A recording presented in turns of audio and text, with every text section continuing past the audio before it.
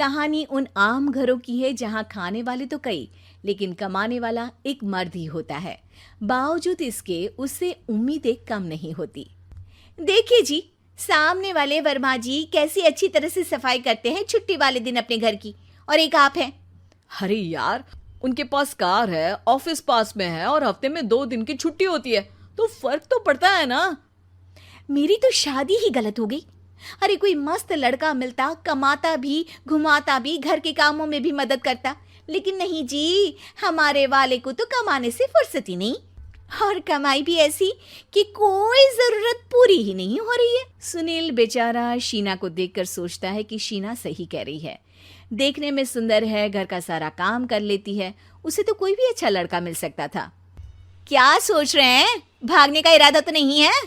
अरे नहीं मेरी प्यारी बीवी, मैं तो नहीं, पर डर है कि तुम नहीं कहीं भाग जाओ मुझे छोड़कर। शीला सुनील के मुंह से प्यार भरी बात सुनकर मुस्कुराती है। आप भी ना।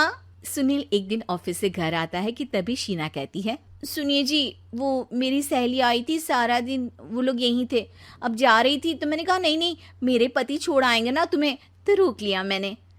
सुनील थोड़ी देर कुछ सोचता है, फिर कहता है, ठीक है, मैं कपड़े चेंज करके आता हूँ। अरे तेरे पति को तो लग रहा है कि अच्छा नहीं लगा। अरे नहीं नहीं, ऐसी कोई बात नहीं है, रुको मैं अभी उन्हें घर के कपड़े देकर आती हूँ।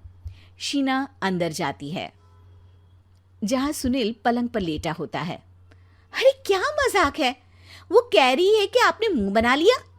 सही तो कह रही है, सुबह से अब ऑफिस से लौटा हूँ, एक कप चाय का तो पूछा नहीं, 20 किलोमीटर जाओ और आओ, और फिर कल उसी टाइम पर ऑफिस। अरे यार, मुझे गाड़ी चलानी आती ना तो बोलती भी नहीं आपको, और कौन सा रिक्शा खींच कर जाना है आपको। सुनील अब क्या बोलता। रात देर से आता है और सो जाता है। अगले दिन शरीर दर्द हो रहा है। अरे तो मत जाओ ना ऑफिस, चलते हैं ना मार्केट घूमने, फिर पिक्चर देखेंगे और रात में खाना खाकर घर वापस। सुनील जब सारे दिन की थकान वाला शेड्यूल सुनता है तो वो सीधे सीधे ऑफिस के लिए तैयार हो जाता है। अब आए दिन शीना की डिमांड बढ़ती ही चली जाती है और सुनील उसको पूरा भी करता। लेकिन एक दिन, ए जी मेरा भाई आ रहा है, उसे 2 लाख रुपए की जरूरत है। हाँ तो मैं क्या करूँ शीना, मेरे पास इतने रुपए नहीं है। हाँ हाँ पता है नहीं है, लेकिन किसी से लेकर तो दे सकते हो ना। अरे मैं किससे मांगू, मेरे तो जानने में भी कोई नहीं है जिसके पास इतनी बड़ी रकम हो। तभी वहां शीना का भाई शीनू आ जाता है। जीजा जी कैसे हैं आप? अब मैं ठीक हूँ शीनू, अचानक इतनी बड़ी रकम की जरूरत कैसे पड़ गई? अरे जीजा जी, वो बिजनेस शुरू किया ना, तो उसके लिए पैसे की जरूरत है, काफी हो चुका है, थोड़ा पैसा बचता है तो मैंने सोचा आपसे ले लूं। अब देखो, मेरे ऑफिस में कुछ लोग हैं जिनकी सेविंग अच्छी है, मैं उन लोगों से बात करके देखता हूँ। सुनील ऑफिस से किसी से पैसे लेकर शीना को दे देता है। शीना वो पैसा भाई को दे देती है 2 महीने बाद। अरे यार शीना, वो ऑफिस वाला आदमी अपने पैसे मांग रहा है, कैसे दूं? अपने भाई से बोलो ना पैसे दे दे। अरे हाँ हाँ दे देगा, कहाँ भागा जा रहा है, आप उनको बोल दो कि दे देंगे। थोड़े दिन बाद, शीना वो आदमी मुझसे आज भी पैसे मांग रहा था यार, मैं तंग आ गया हूँ, ऑफिस जाते ही सामने उसका चेहरा दिखता है, क्या बोलूँ, बार बार पैसे मांगता है। अच्छा मैं शीनू को फ़ोन लगाती हूँ, बात करके देखती हूँ। शीना भाई को फ़ोन करती है लेकिन वो फ़ोन उठाता ही नहीं।